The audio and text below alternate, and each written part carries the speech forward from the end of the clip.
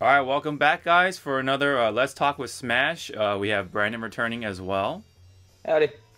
And today, in this episode, we'll be talking about all the gameplay mechanics and stuff like that that we'll probably see returning, and maybe some new ones that will come into play as well to make the game, well, Smash 5 to distinguish itself from all the other Smashes that Sakurai loves to do. So we'll break it down, all that stuff, just share our thoughts, ramble on, and all that fun stuff. So I hope you guys enjoy it. So I guess I'll mention one thing though they might adjust is the game speed.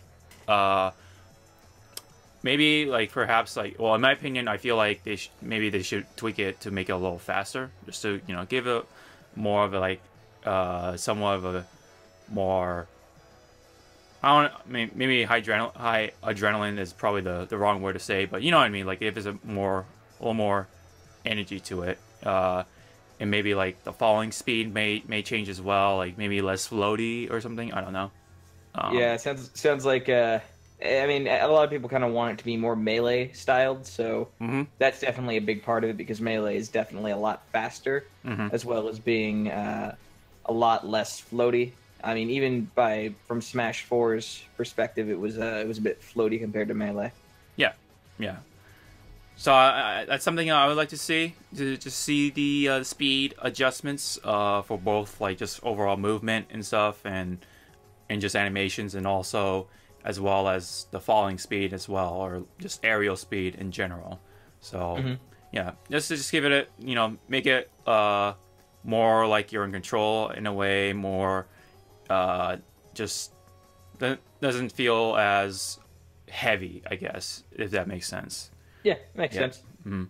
I think there's a lot of people share the same sentiment. They kind of want it to be like melee in terms of how it operated. hmm I agree for the most part. I think Melee had a really, really nice fluid speed and gravity. Mm. That said, I will probably be in the minority of Smash players in that even though I want it to be a little bit faster, a little bit more, a little bit heavier, I really hope we don't see the return of wave dashing or dash dancing or any of those.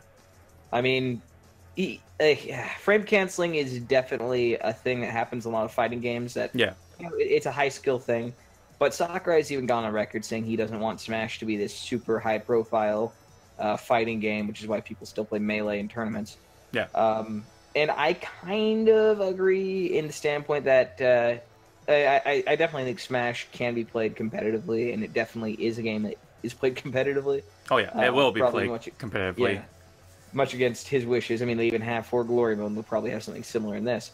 Mm. But I think that wave dashing and dash dancing are, I don't know. It just seems like something that's sort of antiquated and adds just more of a barrier to entry to the franchise.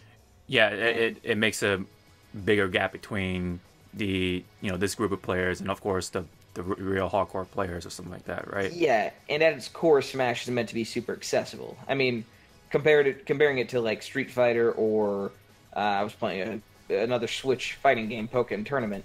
When it comes to like Smash Brothers, I could take a year off playing Super Smash Brothers, and I could come back and still have a pretty good idea of how every character operates. Right. Because they all operate on the same kind of premise, you know. Yeah. You have your smashes, you have your specials, and you have your movement. hmm Whereas Pokken, it operate like I was playing. I took probably a 3 month break from Pokken. I went back to it recently, Yeah. and I have like basically forgotten everything because every character operates differently, not Right. just from like a movement standpoint, but from like the attack button for Blaziken is the counter button for Scizor. It's Oh yeah, yeah. it's completely different. Whereas I can play Bowser, I can play Pikachu, I can play Captain Falcon. They're all going to operate fairly similarly. Yeah, yeah, yeah. I get you. So I think the accessibility is definitely a big part of that, and I think that's probably why we're not going to see the return of wave dashing and stuff like that. Yeah, funny, I did actually put that in my list, but I put a question mark on it, whether it'll return or not, just because, like, I don't know, that's, like, one of the things that people like to see, at least for tournaments anyway, just to make it more technical and just look cool in general Yeah. for the viewers. But Yeah, I feel like accessibility is definitely one of those big trends that are going across all the fighting games Yeah. thus far. Anyway, like I'm just talking about like new fighting games like Dragon Ball Fighters. They have like the auto combo stuff. Same with Blaze Blue Cross Tag, which also has some sort of like auto combo system. Yeah. And the list goes on. And also even Street Fighter Five kind of took that into mind as well, trying to make it accessible as possible for between the hardcore and the casuals. So I feel like that is definitely a trend that will probably or most definitely happen with Smash somehow. And so I think as much of would like to see wave dashing kind of happen, but it'll probably be for the best and just leave it off for this Smash anyway. And also, like you said, dash dancing. I think we'll still see like perfect pivoting and stuff like that, but really otherwise, Yeah. otherwise, At most, we'll probably see shield canceling. yeah, at most, because shield is a big part of Smash, and people will find ways to Cancel the 8 frames of animation they need to Yes. pull off some crazy combo. Yes. Yeah. Well, people will always find some crazy stuff, no matter how much stuff they leave out or tweak around and stuff like that. There's always gonna be some weird meta that's gonna Yeah. pop up and people will discover. But back to the point. Yeah, I think those things we see a lot in Melee probably not gonna make it back in this one, unfortunately. But it's all for the best. Accessibility is important, and those things I think come first when it comes to sales and trying to make the game sell well as much as possible and make those numbers please the investors if it comes to the business side of things anyway. So Yeah. Mm. But something that stayed with Smash since Melee and has not changed, that I hope they change, is the battle modes. Because since I don't think they were necessarily all the same in 64, though I haven't played Smash 64 in a long time. Right. In Melee, there were 3 battle modes: Time, Stock, and Coin. And that has not changed in like 15 years. Right. Yeah. We are still stuck with Time, Stock, and Coin. And I don't know anybody who plays Coin. So basically, Time and Stock. I kind of hope we get a new battle mode. Yeah.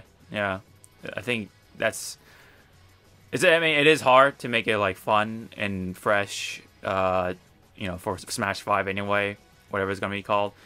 But it is funny. I was gonna say I think it's just gonna be called Super Smash Brothers. I think they're gonna go back to the basics. Right? Yeah. I guess it could be called Super Smash Bros. Just for the sake of things, but.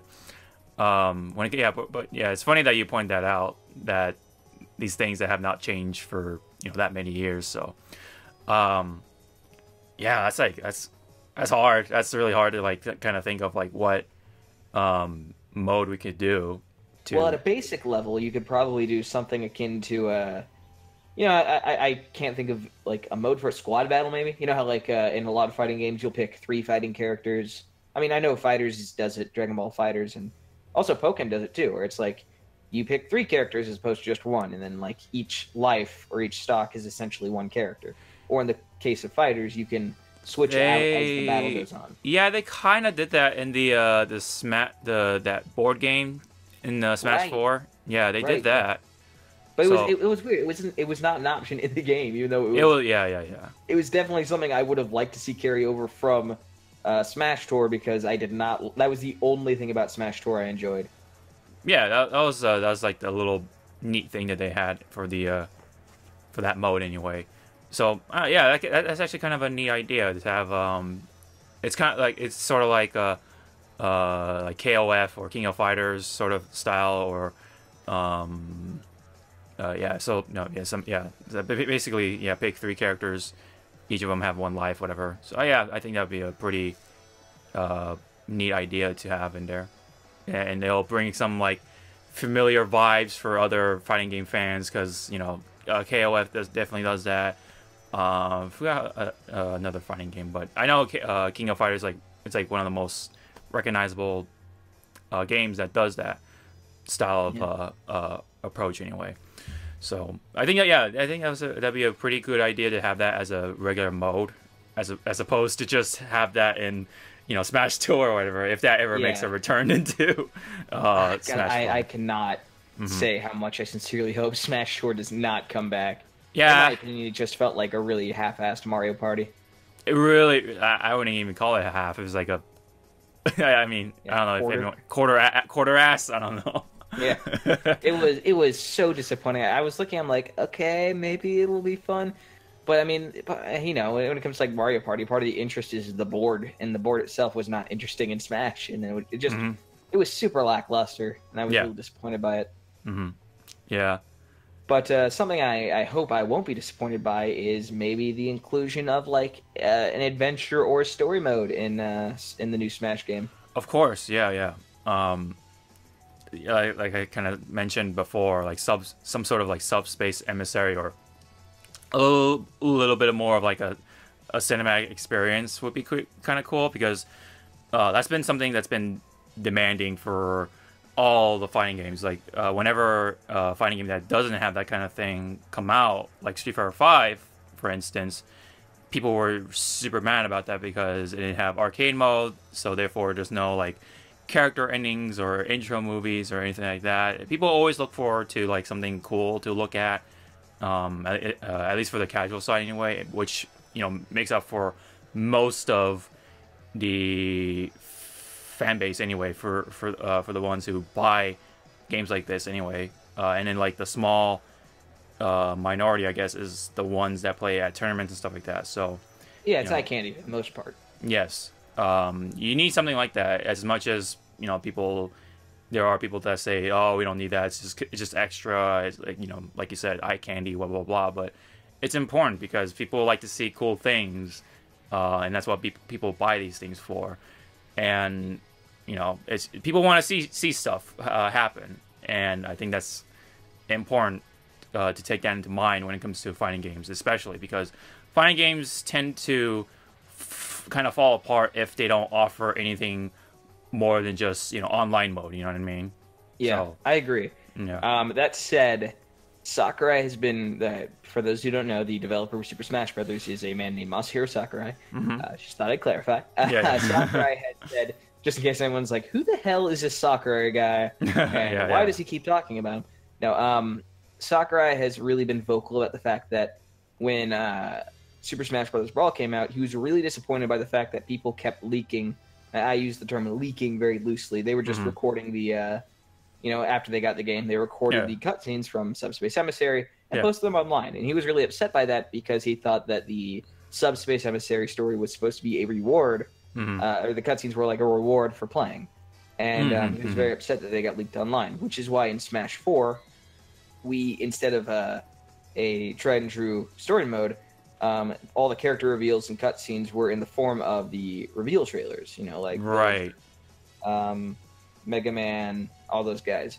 So those were all they basically shifted to that because they didn't want to, I guess, deal with making a story mode and having the cutscenes spoiled for everybody. Right. So a tried and true story mode might be a little bit pie in the sky, but I definitely hope at the very least we get some kind of adventure mode. I mean, something more akin to what Melee had as opposed to Brawl, because that's they fun. still had that. Yeah, I mean, you ran through the Mushroom Kingdom, you ran through some Metroid place. I want to say you also ran through an F-Zero course, if I'm remembering right. Probably. Like something where like all the F-Zero cars are coming after you. You had to hide behind the ledge at one point. Yeah. So something like that would definitely be interesting and really appreciated if they did add it. And also, similar in a similar vein, some sort of feature similar to Smash Run. Yeah, I think that'd be a pretty cool one to make its well, maybe I don't know if it's a return, but that's from, because that was only in the 3DS version, right, for Smash Run. Yeah, and the reasoning behind it was because you can take the 3DS on the go. Yes. Well, you can also do that with the Nintendo Switch. So. Yes. So it makes sense for Smash Run to have to cross over, I guess you can say, to for Smash 5 anyway. Yeah. That'd be pretty cool.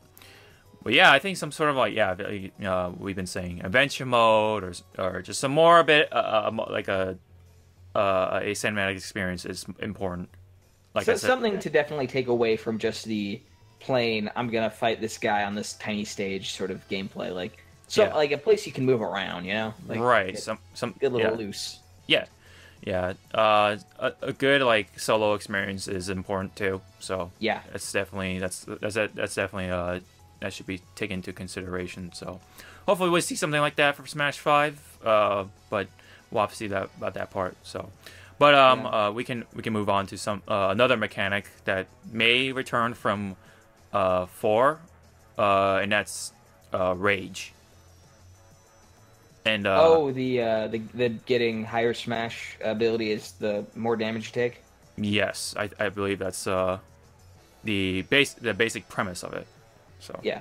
yeah, yeah, it was basically when when you reach to a certain percentage, obviously you have a little bit more power and or knockback powers to kind of make that feel of like a comeback mechanic, which is also popular in fighting games. So, Mhm.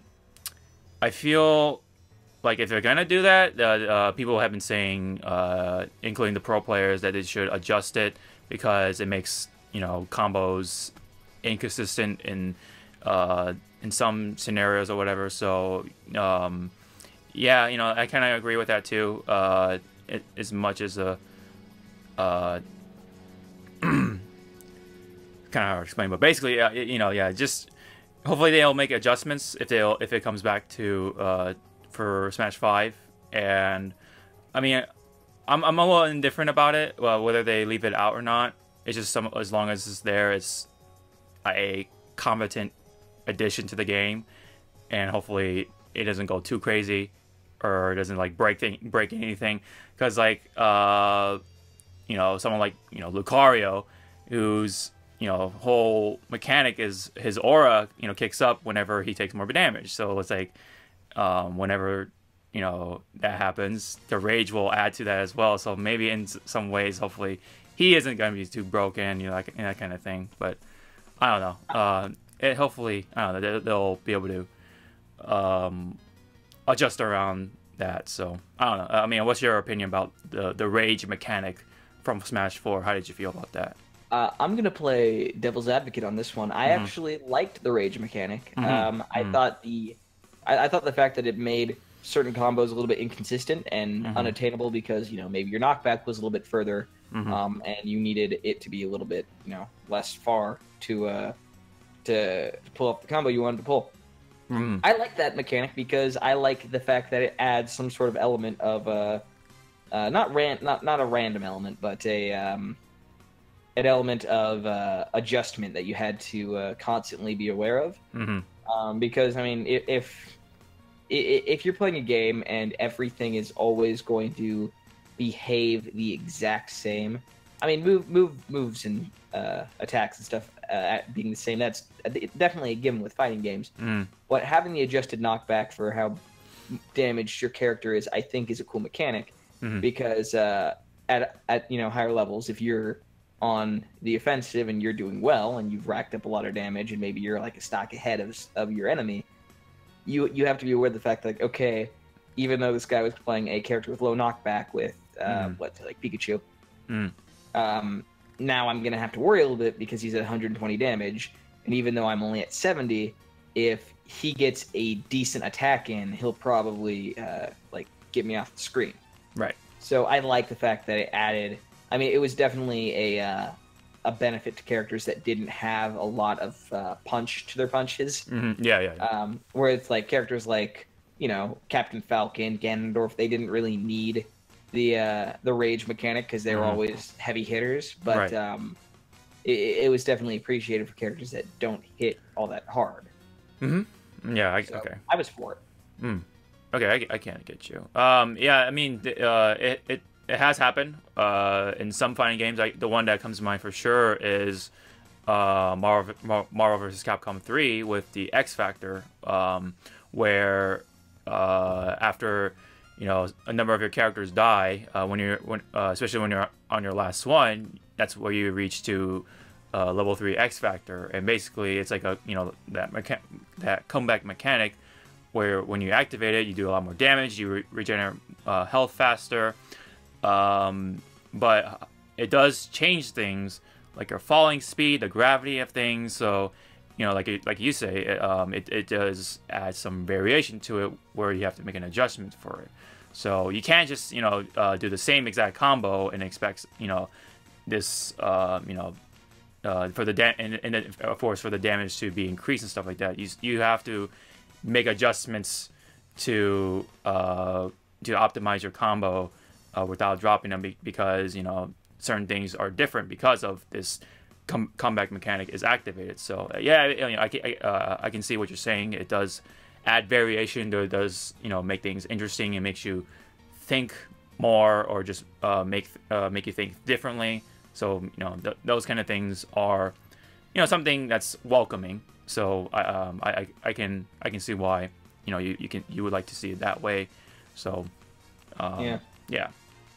Now sorry, I was gonna move on from the rage mechanic. I was thinking, in addition to changes to how every character operates, if we want to get a little bit more specific, we could also talk about how maybe they could be differentiating some characters from their base forms, because after all, as the trailer for the Inkling showed, Link is no longer in the form of his Twilight Princess self. He's now very much a Breath of the Wild Link, which probably because of a few changes to his moveset.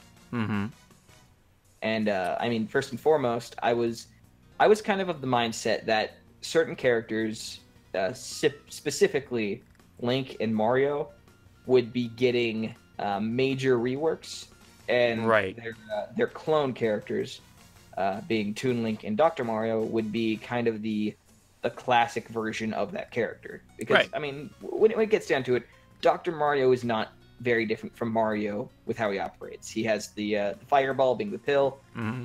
His moveset's basically identical, with the exception of he doesn't have the he doesn't have flood. He has a the Mario tornado thing. Yeah. I also think his up smash, his recovery might be different.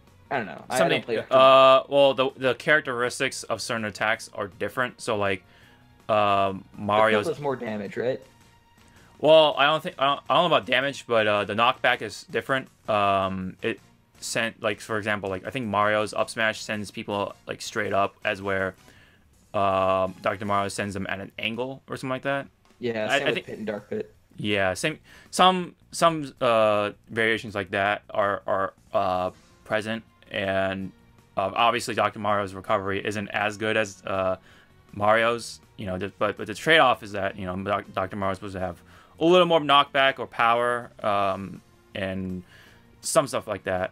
But yeah. But we're definitely gonna see something different from the mainstays, especially with Link, Mario, with Odyssey and Breath of the Wild out.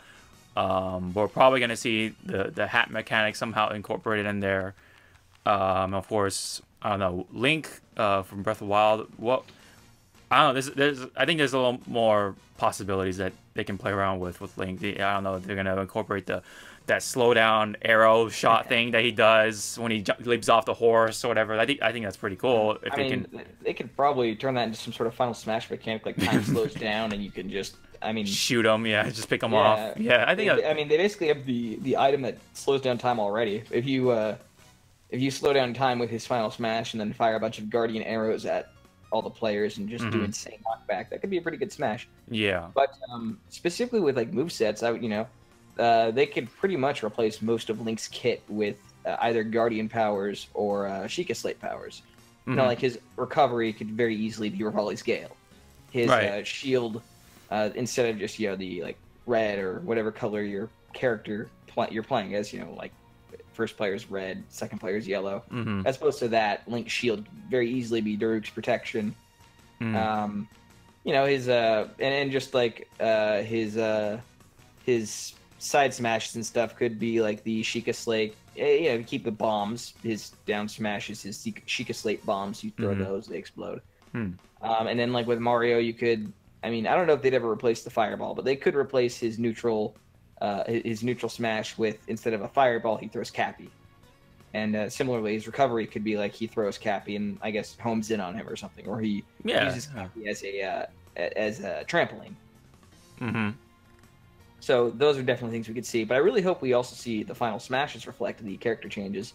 Like, I don't know about you, but Mario and Link have some of the most boring final smashes in the game. Mario is just a giant fireball, and Link he literally just hits people with his sword, and the Triforce surrounds them, which makes no damn sense because that doesn't happen in the games. So, I mean, like with Link, like I said, they could do the arrow thing, or they could go the route of Breath of the Wild. They could have it so all the Guardians are like, we got this, and a giant laser cannon appears in the sky that probably controls similar to Lucario and Smash Brawl. And with Mario, how funny would it be if he threw Cappy onto a T-Rex and then just started running through the stage?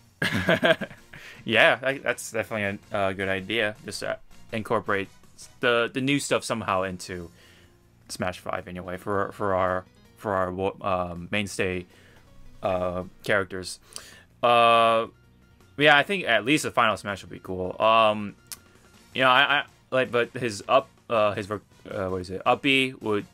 I don't know how I feel if they change that. I mean, I think like a lot of like Mario mains would be probably be a little ticked off by that because it's just like something they're so used to that, and then all of a sudden, they gotta incorporate Cappy somehow. So they gotta like, I don't know. Well, it doesn't have to be too different from the original. I mean, they can still keep the punching up mechanic, just replace the animation for it. So as opposed to him just like jumping, Cappy just appears under him and he gets a bit more of a bounce. Hell, you could even make it so it's a bit higher than Dr. Mario's. You'd add some improvement to him. Okay. Yeah. That's definitely an idea as well. Anything else that we?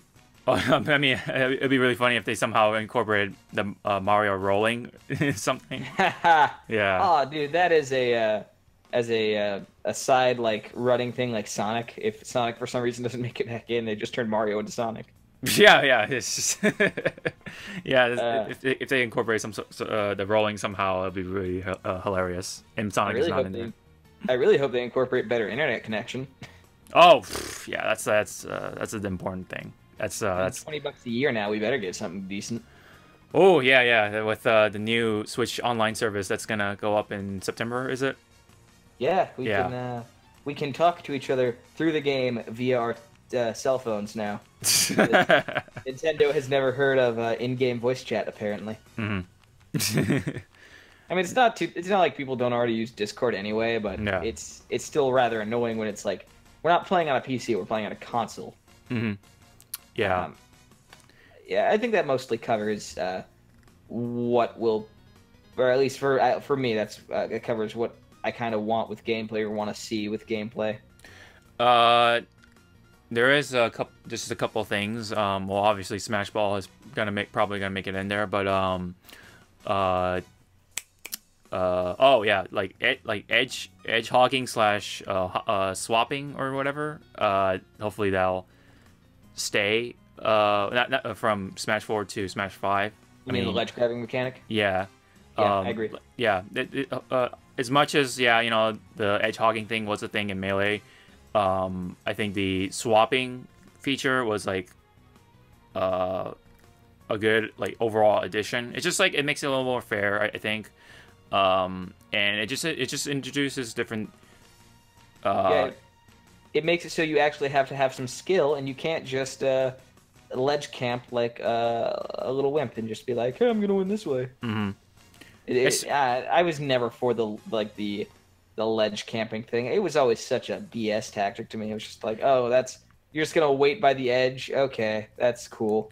Yeah, especially with the wave dashing, like, you know how you can just wave dash backwards and then you just fall on the edge and then just, grab it instantly instead of, hopping to the edge, like, carefully, whatever, if you're, more of a casual player. Yeah. Advanced player can just abuse it just by wave dashing backwards and then, just grab it on the edge and then there you go, you fall. And that's edge hogging, pretty much. That's, basic Melee Tournament 101 there. So, that definitely, that edge swapping feature definitely makes it a lot more accessible, and hopefully they keep that in there. And I don't think they only need to change it around, just as long as they just keep that in there for Smash 5 anyway. So, edge hogging is like, if that makes it in there somehow, I'm like, whoa, what, really? But I'm not gonna lie, when you said edge hogging first, I'm like, you want Shadow in this game? edge hog. Oh Jesus. I think he'll always stay a assist trophy as long as Sonic is in there. Sonic is Sonic gonna make him back in there? I don't know. We'll talk. We'll talk about that. That'll be another discussion. Yeah, that'll be another discussion. But anyways, I think that's it for the. That's all I got for the gameplay mechanic stuff and everything else that we talked about in here. So, I mean, while we're at it, if you want, we could either we could talk about what we might be seeing in the tournament, or that could be a different discussion. No, we can definitely talk about that because I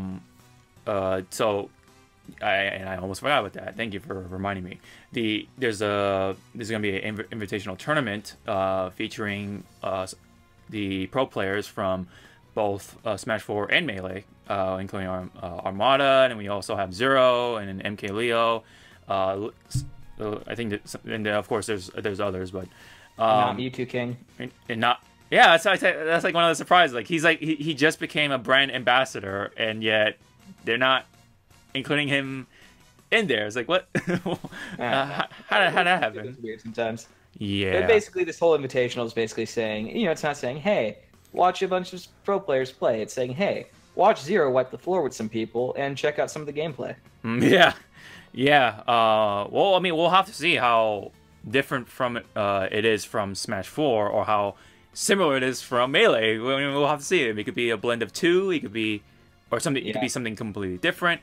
And I think that's a neat way to show off the gameplay, is to have the pro players try to figure out and stuff, and that's when we'll definitely see how the gameplay goes for Smash 5. So that's why I wanted us to at least include that in here, because we're talking about game of mechanics.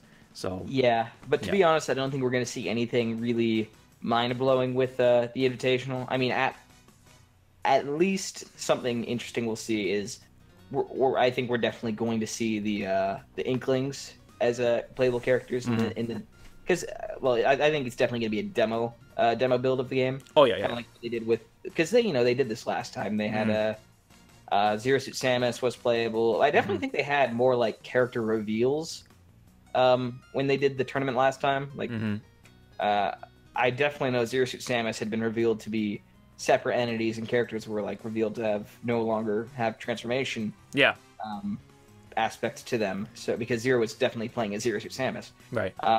But I don't think we're going to see anything too crazy. I think it's probably going to stick to like a couple of tournament style 3 to 5 minute matches using a mixed roster of probably 15 characters tops.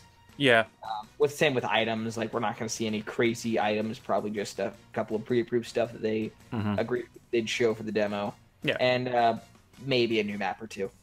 Yeah. On the selection, obviously on the selection side, it'll be kind of limited just for demo purposes. But it'll be kind of like I said, it'll be kind of neat to see how the mechanics will flow, how everything's gonna just go and stuff like that. So. Yeah, I'm gonna call it.